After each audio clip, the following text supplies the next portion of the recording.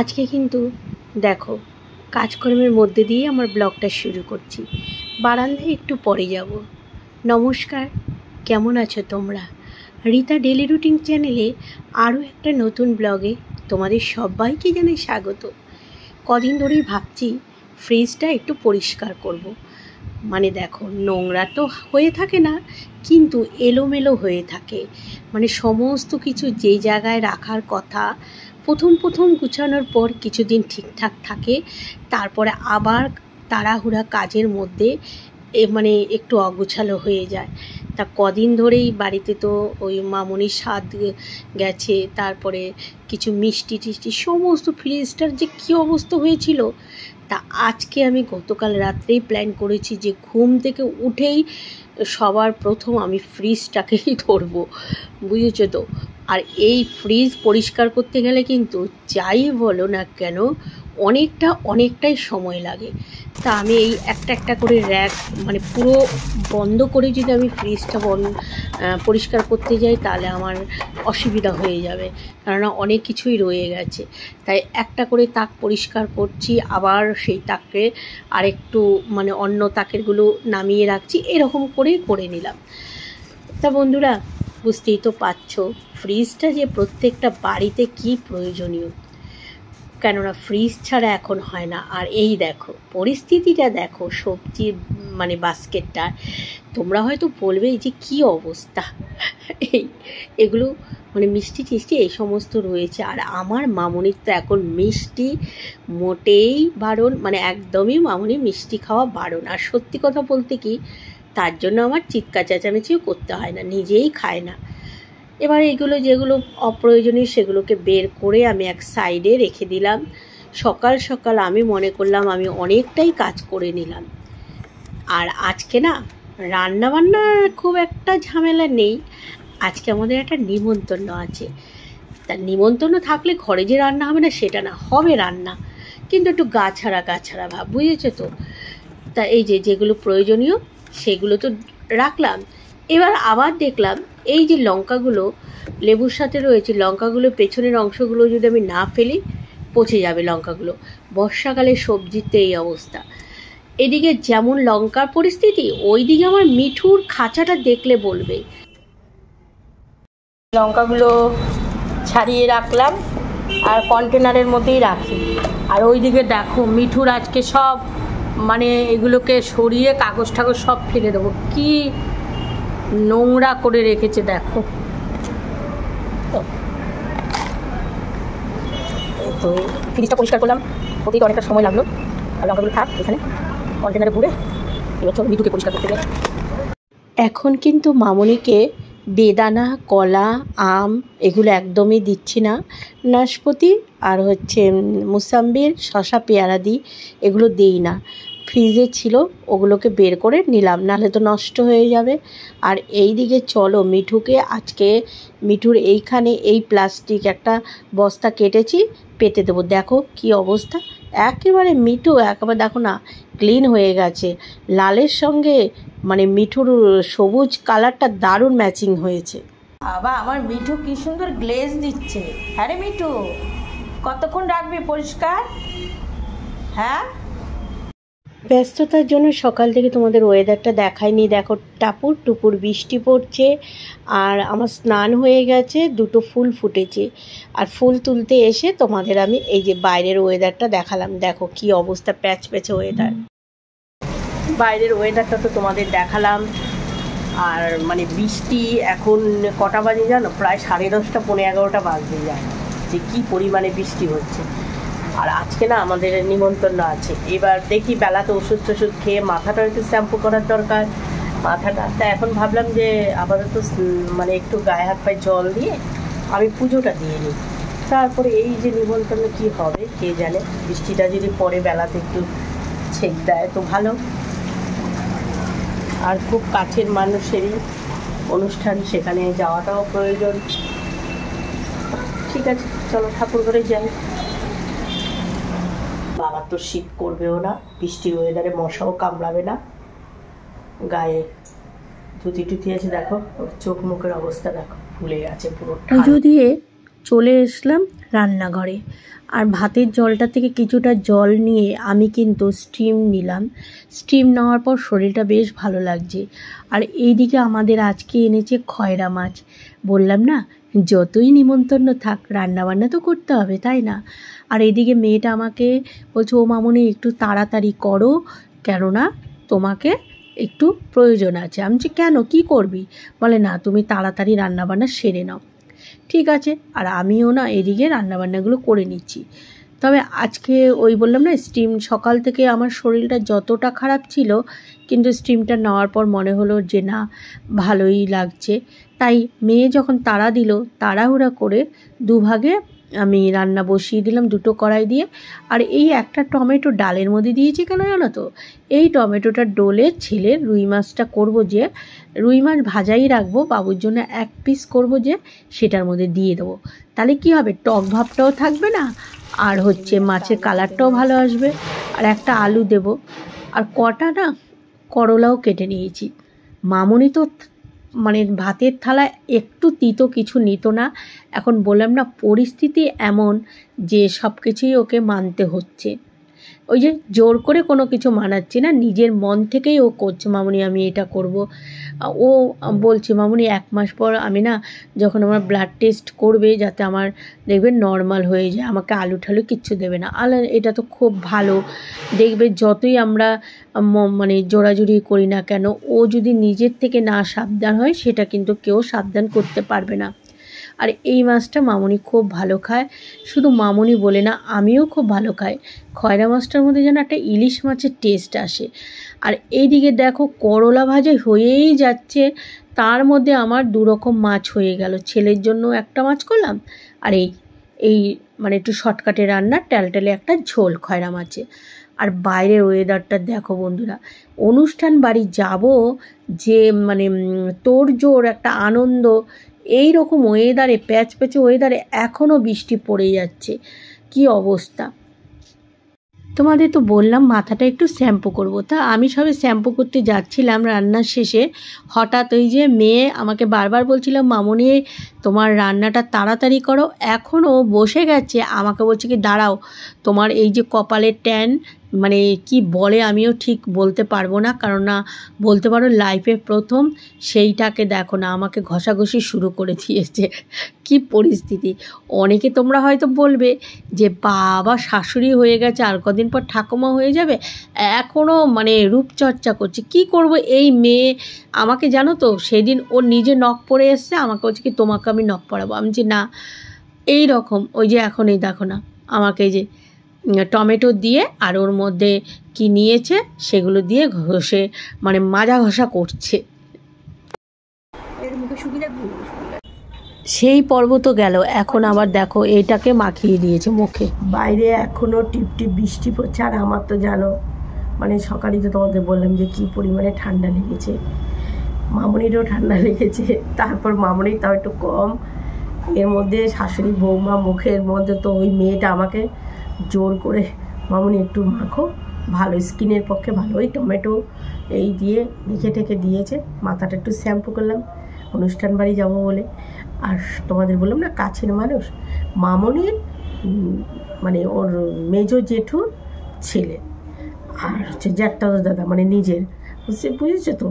এবার বিয়ের দিন ওর নিমন্ত্রণ ছিল, যেতে পারিনি। বিয়ের দিন আমাদের পুরো ফ্যামিলিরই নিমন্ত্রণ ছিল, যেতে পারিনি কেন, অনেকটা দূর, অতটা লং জার্নি করে তো এখন যাওয়া সম্ভব না।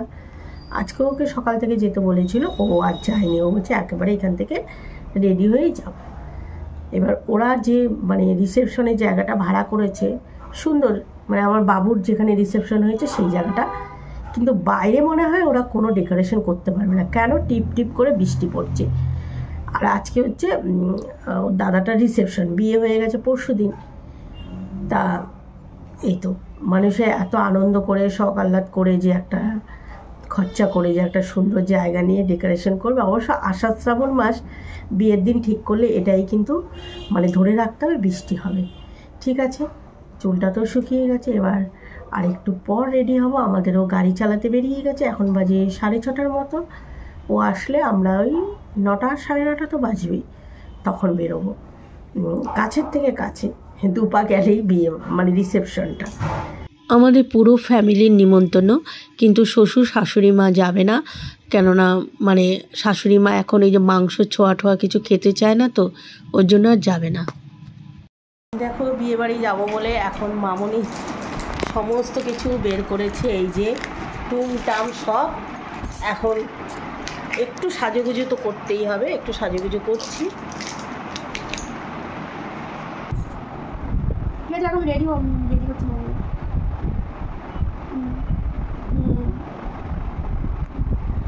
বাড়ি যাবে বুঝলি না, তুমি কি সাজবে?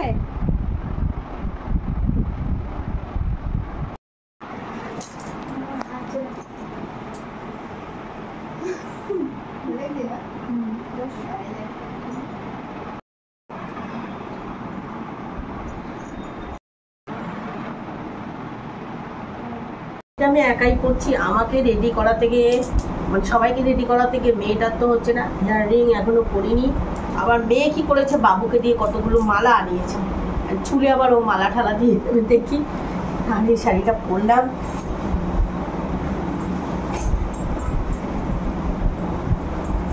দেখো এটার আঁচলটাও কিন্তু খুব সুন্দর। আর এই ধরনের শাড়ি বলতে পারো আমি এই প্রথম পরলাম। আমি এই ধরনের শাড়ি খুব একটা পরি না, হালকার মধ্যেই পরি। আর এই শাড়িটা কার বলো তো, আমার না, ধার করা শাড়ি। মানে আমার ভাইয়ের বউকে আমার ছেলের বিয়ের উপলক্ষে আমি গিফট করেছিলাম, আর আমি বোনকে দিদিকে সবাইকে দিয়েছি, আর বলেছি একদিন করে আমাকে পরতে দিবি, কিন্তু কালারগুলো ছিল ভালো। তা বললো ঠিক আছে। তাই এবার এই অকেশনের জন্য আমি বললাম ব্লাউজটা আমার আর শাড়িটা ওর। কেউ আবার হয়তো মন্তব্য করবে, কেন ছেলের বোর কাছে ভালো শাড়ি নেই, তোমার কাছে ভালো শাড়ি নেই, লোকের শাড়ি পরে যাও। না, আমাদের ননদ বৌদি বোনের মধ্যে আমাদের এরকম রিলেশন, আমরা একজনের শাড়ি আরেকজন পরি। আর এই আলোতে দেখা যাচ্ছে, এটা আবার কেউ ভুল করো না, আমার মামুনি না, আমার মামুনি আমাকে সাজিয়ে এখন রেডি হচ্ছে, পরে আসবে। এটা হচ্ছে আরেকটা অন্য মামুনি।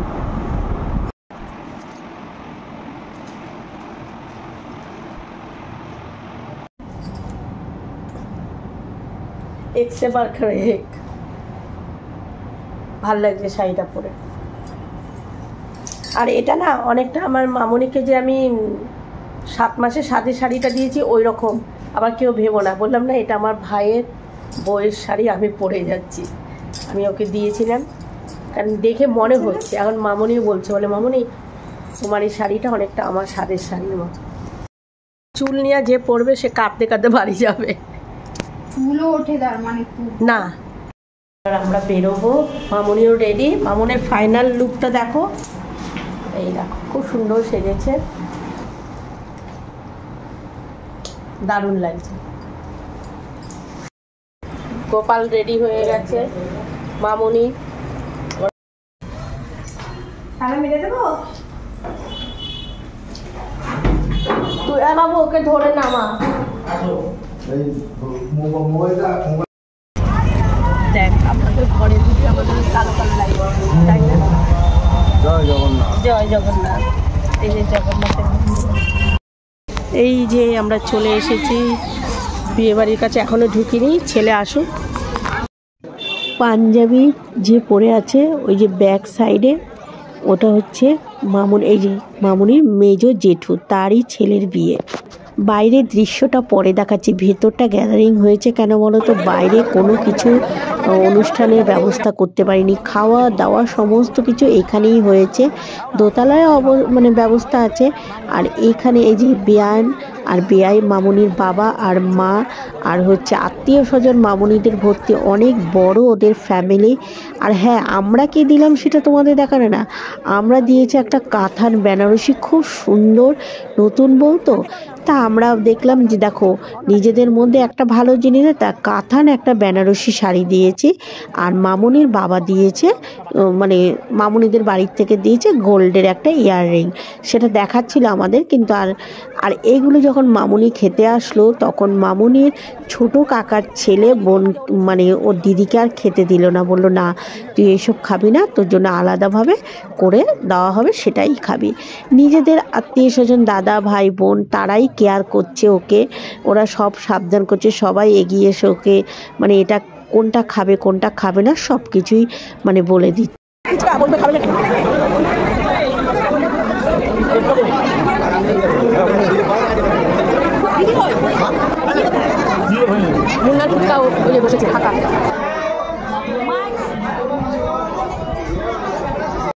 মামনিদের ফ্যামিলি বিশাল বড়, বললাম না।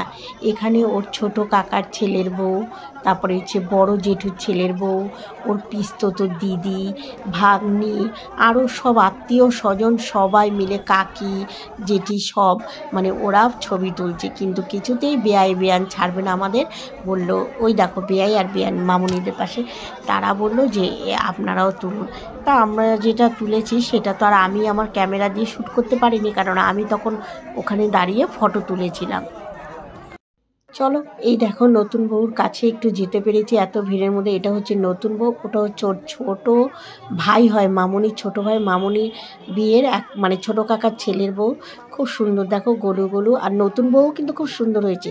আরেকটাও বউ আছে মামনির বড়দার ছেলের বউ, তার কিন্তু দুটো ছেলে, একটা মেয়ে কিউট আর একটা ছেলে, তাও তাকে দেখলে এখনও নতুন বউর মতো লাগে।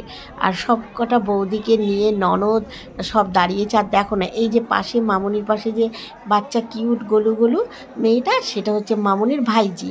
পুরো আমাদের মামনির মুখের সঙ্গে কাটিং একদম মিলে গেছে, পিসি ভাইজি। দেখো ওই যে দাঁড়িয়েছে, যে এটা হচ্ছে ওর ওই বৌদি, যেই বৌদির কথা বললাম, এই যে পাশে দাঁড়ানো ওই বৌদির মেয়ে।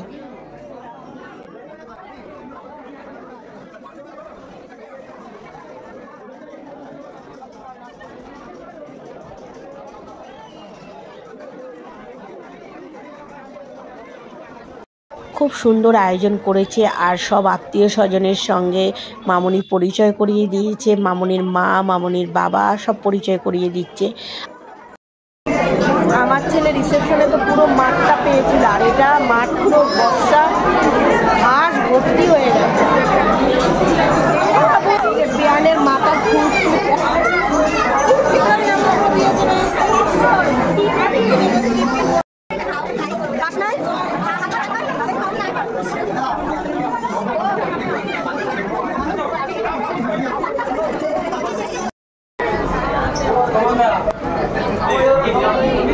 মেয়ের বাড়ির লোক রাত বাজে 10:30, এখন আসলো। এই যে তত্ত্ব নিয়ে যাচ্ছে।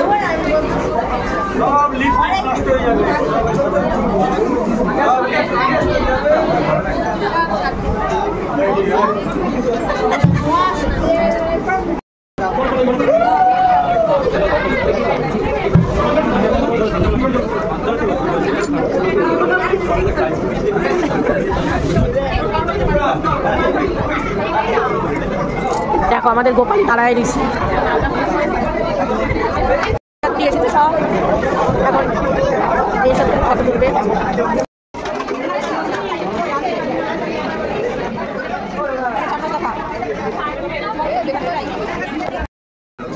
মামনিকে স্পেশাল বানিয়ে দিল, ওকে সবাই যেটা খাচ্ছে দিচ্ছে না, যেহেতু ওর দাদার বিয়ে, ওর জন্য আলাদাভাবে তো হবে। তা বললো এই অবস্থার জন্য ওকে আলাদা দেবে। মামনির মা আর আমি এক ফাঁকে বাইরের দিকে আসলাম। এসে এই মাঠটা দেখে মামনির মা আর আমি দুজনেই বলাবলি করছিলাম, কেননা আমার ছেলে রিসেপশনে, দেখেছো সব গাছগুলো ভিজে কি অবস্থা।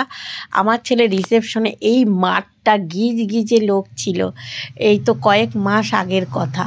আর এই যে পুরো মানে এইটা মানে বিয়ে বাড়িটা দেখছি যে কি অবস্থা। আর এই দেখো, এই যে জল আর হচ্ছে কাদা আর বড় বড় দুব্ব, তখনও কিন্তু টিপ টিপ করে বৃষ্টি পড়ছিল। আমরা দাঁড়িয়ে একটু বললাম যে চলো তো দেখি বাইরের কি দৃশ্য। এই জায়গাটা কত লোক হতো বলো তো। আর ওই যে মানে ওই জায়গাগুলোতে বেশ এরা সেটিং করেছিল, কিন্তু সেটিংয়ের কোনো কাজেই লাগলো না, কেননা বৃষ্টি পড়ছে। মামনির মা মামনিকে বলেছে খেয়ে বাড়িতে, তারপর কেন রেখে গেছে। ওখানে না বাবা, ওখানে জল, এখানটা দাঁড়া, এই জায়গাটা বাইরে। এইদিকে গাছগুলো দেখো, গাছগুলোও ভেজা। মামুনি বাইরের দিকে আসলো, তখন বৃষ্টিটা কম ছিল। আর ওর মা যেই বলেছে এই খেয়ে তাড়াতাড়ি বাড়ি যা, আর রেগে গেছে। কেন? সত্যিই তো দাদার বিয়ে বলে কথা, এখানে কিছু ফটোশ্যুট করা হবে। তা ওই যে ফটো তুলছে, আর ফটো তুলতে তো খুব ভালোবাসে। ছেলেকে তো পাইনি আমার ছেলেকে, তো আমরা সবাই মিলে একটা দুটো করে ছবি তুললাম। আর কি বলো তো, এখানে এসে আমার আর মামুনিকে খেয়াল রাখতে হয়নি, কেননা চতুর্দিকে মামুনির নিজেদের লোক, তারাই মামুনি কোথায় বসবে, কিভাবে যাচ্ছে, কি করছে, সমস্ত কিছু ওর কাকি, জেঠি, দিদি, দাদারা, তারপরে জেঠু, কাকা, সবাই মিলে এরা মানে খেয়াল রেখেছে। তাই এখানে এসে আমি একটু নিশ্চিন্ত, আমি নিজের মনের মতো করে একটু ঘুরছি, খাচ্ছি। কিন্তু না, বেয়ান মানে মামুনির মা একা ছাড়েনি। তারপর মামুনির ছোটো কাকিও আমার কাছে ছিল, কিন্তু মেজো কাকি, ওনার তো ছেলের এই অনুষ্ঠানটা, তাই কি করা হলো যে উনি একবার এসে বলছে বেয়ান ঠিকঠাক করে। আমি বললাম ঠিক আছে, আপনার ছেলের একটা অনুষ্ঠান, আপনি ওইদিকে মানে দেখভাল করেন। আর এইদিকে আমাদের বেয়ান ওপরে চলে এসছে। ওনারও তো চিন্তা যে মেয়ে বাড়ি যাবে, রাতের ওষুধ খাবে। তারপরে এই যে খাবারের এখানে চলে আসলাম। তবে খাবারগুলো এই যে নাম আমি ঠিকঠাক বলতে পারবো না, তবে রেখে যে আমি ভিডিও করে তোমাদের দেখাবো, এই হয়ে গেছে সমস্যা। মামুনি, আমি, ওর মা, আমরা এই কজন আগে খেয়ে নিচ্ছি। না ছেলের টিকি খুঁজে পাচ্ছি, না ছেলের বাবার টিকি খুঁজে পাচ্ছি, এরা সব কোথায় রয়েছে দেখতে পাচ্ছি।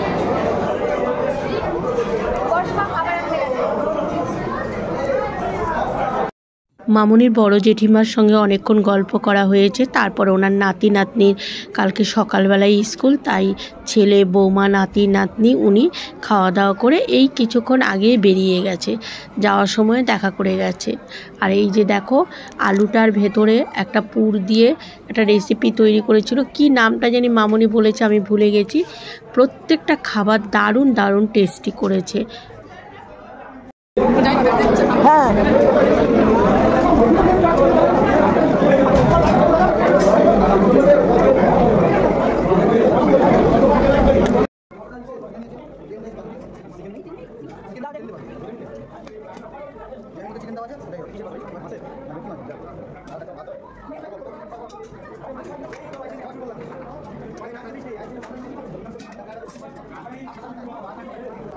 বিরিয়ানি হয়েছে তোমাদের দেখালাম, কিন্তু আমি বিরিয়ানি তো খাই না। আমি প্লেন রাইস নিয়েছি, মটন নিয়েছি, আর হচ্ছে ভেটকি পাতুরি মাছটা নিয়েছি। বিরিয়ানি খাবো না।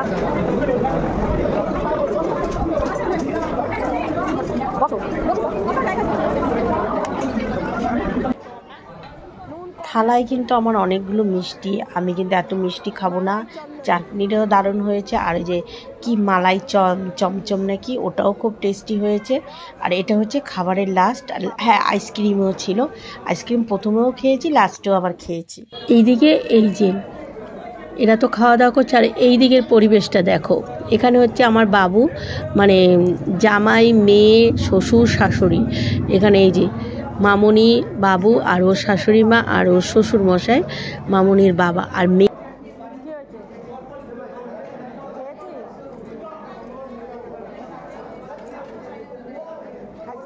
আর এটা একটা সুন্দর মুহূর্ত ছিল, জানো, মেয়ে তো কিছু খাচ্ছিল না, এবার বাবা মেয়েকে খাইয়ে দিয়েছিল, তখন মেয়ে একটু খেয়েছে। খুব দারুণ একটা মানে ভালোবাসার মুহূর্ত, তাই না? আর দেখবে ছেলেমেয়েরা এরকমই হয়, যেটা খেতে ইচ্ছা করে না, কিন্তু মা বাবা মেয়েকে খাইয়ে দিলে তখন যেন মুখে টেস্ট লাগে বেশি। আর ওর বাবা তো মা করে মেয়েকে খুব ভালোবাসে। এই দেখো, বাবা মেয়ে দাঁড়িয়েছে, পুরো বাবার মতোই মেয়ের শরীরের গঠন, লম্বা চওড়া সব ওই রকমই হয়েছে। খাওয়া দাওয়া শেষ করে এখন নিচের দিকে যাচ্ছি, গিয়ে আমি একটা আইসক্রিম খাবো। যখন এসেছিলাম তখনও একটা আইসক্রিম খেয়েছি, এখন নিচে আইসক্রিমের ব্যবস্থা করেছে, আর এখান থেকে আইসক্রিম নিলাম। আর মামুনি যে কাজটা অসম্পূর্ণ ছিল সেটা সম্পূর্ণ করলো, তার মানে বাবুকে তো এতক্ষণ পায়নি, আর ওর সঙ্গে ছবি না তুললে তো হবেই না, তাই বাবুকে ধরেছে। আর আমাকে বলছে মামুনি তুমি আবার একটু সেলফি তুলে দাও। আর এই দেখো আমরা রাস্তায় চলে এসেছি, ওই যে আমাদের অটো দাঁড়ানো। বেয়ানের জন্য দেরি করছে, বেয়ান আমাদের সঙ্গেই অটো করে যাবে, আর একসাথেই সবাই তাড়াতাড়ি করেই চলে আসলাম, কারণ মেয়েটার তো ওষুধ খেতে হবে। আর এখন বৃষ্টিটা কম, কিন্তু এই যে রাস্তা দেখেছো একটু ভেজা, আর অটোটা থাকাতে কত সুবিধা। আর হ্যাঁ, ছেলে কিন্তু অটো করে আসেনি, ছেলে বাইকে করে এসছে, ও বাইক নিয়ে আগে বেরিয়ে গেল, তারপরে আমরা আসলাম। বিয়ে বাড়ির থেকে কিছুক্ষণ আগে এসেছি, আর মামনি ওখানে মানে কোনো রকমে ফ্রেশ হয়ে খাটে গিয়ে শুয়েছে।